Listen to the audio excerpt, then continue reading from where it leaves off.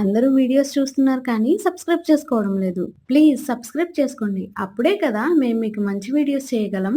So please support చేయండి. మూడవ భాగంలో సంయుక్త విడాకులు అడగడంతో అత్తగారికి ఏం చెప్పాలో అర్థం కాదు. ఆమె ఒక్క నిమిషం ఆలోచించి మనసులో బహుశా ఇది కూడా వాళ్ళ ప్లానే అనుకుంటా. ఇప్పుడు చూడు నేను ఎలా దెబ్బ కొడతాను అని తన మనసులో తాను అనుకొని తప్పకుండా విడాకులు ఇప్పిస్తాను. అందులో తప్పేముంది?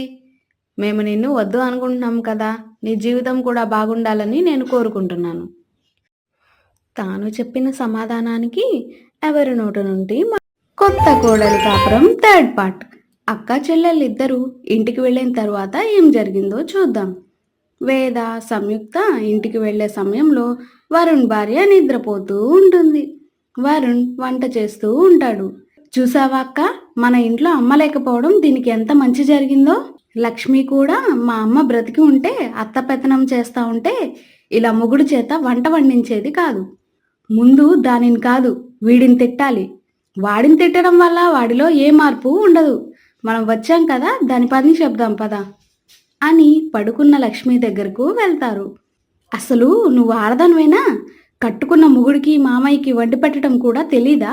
ఇన్ని మాట్లాడుతున్న కుంభకర్ణుడు కూతురులాగా పడుకున్నావే, నిన్నే అని గట్టిగా అరుస్తూ ఆమెను పట్టుకుంటారు. లక్ష్మి ఏడుస్తూ ఉంటుంది. దాన్ని చూసి వాళ్ళు, ఏంటి లక్ష్మి ఏమైంది? మేము తిట్టామని బాధపడుతున్నావా? మీరు నన్ను తిట్టినందుకు నేను బాధపడడం లేదు. నాకు మా అమ్మ బ్రతికి ఉంటే వంటలన్నీ నేర్పించేది కదా, ఇలా నా భర్తని ఇబ్బంది పెట్టేదాన్ని కాదు కదా అని బాధపడుతున్నాను. ఆ మాటలకి వాళ్ళు చాలా ఆశ్చర్యపోతారు. అదేంటి లక్ష్మి, నీకు అమ్మా నాన్న ఉన్నారు కదా, నన్ను క్షమించాలి. నేను వరుణ్ ఇద్దరు ప్రేమించుకున్నాం. ఈ వివాహం మీ ఇంట్లో ఒప్పుకోరు అని మీ తమ్ముడు నా చేత పెద్ద నాటకం ఆడించాడు. లేని తల్లిదండ్రుల్ని డబ్బులిచ్చి నాటకం ఆడమని కొంతమందికి చెప్పి నాటకం ఆడించాడు. నాకు ఎవరూ లేరు. నేను ఒక అనాథని, అనాథ ఆశ్రమంలో పెరిగాను అంటూ చాలా బాధపడుతుంది. ఆ మాటలు విన్న వాళ్ళు కూడా బాధపడుతూ, లక్ష్మి ఇంకెప్పుడు అలా మాట్లాడకు. మేమందరం ఉన్నాం కదా నీకు. దేవుడు మంచి వాళ్ళకెప్పుడు అన్యాయం చేయడు. అందుకే నిన్ను ఇక్కడికి పంపించాడు. ఇంతలో వరుణ్ అక్కడ జరిగిందంతా చూస్తాడు. అక్కయ్యలు దయచేసి ఈ విషయం నాన్నకి ఏమాత్రం తెలియకూడదు. తెలిస్తే చాలా పెద్ద గొడవ అవుతుంది. ఇంతలో తండ్రి అక్కడికి వచ్చి, నువ్వు ఎప్పుడైతే లక్ష్మి వాళ్ళ అమ్మా నాన్నని తీసుకొచ్చావో ఆ రోజే నాకు తెలుసు వాళ్ళిద్దరూ లక్ష్మి వాళ్ళ అమ్మా నాన్న కాదు అని. ఎందుకంటే వాళ్ళిద్దరూ వీధి నాటకాలు వేస్తూ ఉంటారు. వాళ్ళని నేను ఎన్నోసార్లు చూశాను. ఆ మాట వినగానే వాళ్ళందరూ కూడా ఆశ్చర్యపోయి అలా చూస్తూ ఉంటారు. నాన్న, ఈ విషయాలన్నీ మీకు తెలుసు కూడా ఎందుకు మరి సైలెంట్గా ఉన్నారు? ఎందుకంటే నా పిల్లల సంతోషం కంటే నాకు ఏది ఎక్కువ కాదు. నేను మిమ్మల్ని చాలా అర్థం చేసుకుంటాను. కానీ ఒక తండ్రి మనసు పిల్లలకి సరిగ్గా అర్థం కాదు.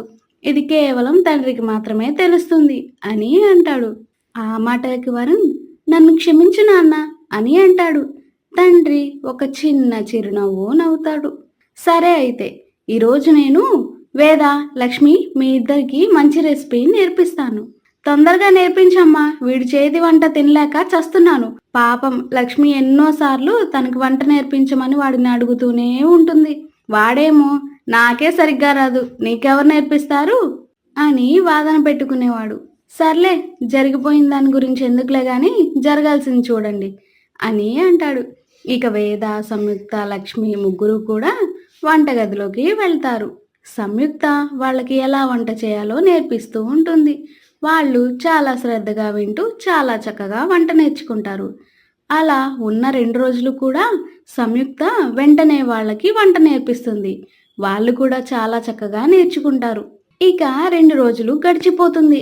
వేద సంయుక్త అత్తగారి ఇంటికి తిరిగి వెళ్తూ, లక్ష్మి ఇంకా నీకు బాధ లేదు కదా, నువ్వు వంట చాలా అద్భుతంగా చేస్తున్నావు. అవును సంయుక్త వదిన, ఇదంతా నీ పుణ్యమే అని చిన్న చిరునవ్వు నవ్వుతుంది. ఇక వాళ్ళిద్దరూ కూడా తండ్రికి వరుణ్కి చెప్పేసి అక్కడ నుండి ఇంటికి బయలుదేరతారు. ఇంటికి వెళ్ళేసరికి గుమ్మం ఎదురు అత్తగారు నిలబడి, ఏంటి ఏ హోటల్ నుండి ఫుడ్ ఆర్డర్ పెట్టాలో అర్థం కాక తిరుగుతున్నారా? వాళ్ళిద్దరూ కూడా ఏం తెలియనట్టుగా, ఏం ఫుడ్ అత్తయ్య, మీరేం చెప్తున్నారా నాకేం అర్థం కావడం లేదు. అప్పుడు ఆమె వాళ్ళకి బిల్ చూపించి దీని గురించి మాట్లాడుతున్నాను అని అంటుంది. వాళ్ళిద్దరికీ ఏం చెప్పాలో అస్సలు ఏమీ అర్థం కాదు. అది గాలికి మన ఇంటికి కొట్టుకొచ్చినట్టు ఉంది అత్తయ్య. అయినా ఎందుకు అత్తయ్య మీకు మా మీద అంత అనుమానం? మీకేం కావాలో చెప్పండి, చిటికలో చేసి పెడతాను. అనుమానం మీ ఇద్దరి మీద కాదమ్మా, నీ మీద వేద. అయినా ఏదో వంట చేస్తానన్నావు కదా, పద వంటగదిలోకి వెళ్దాం.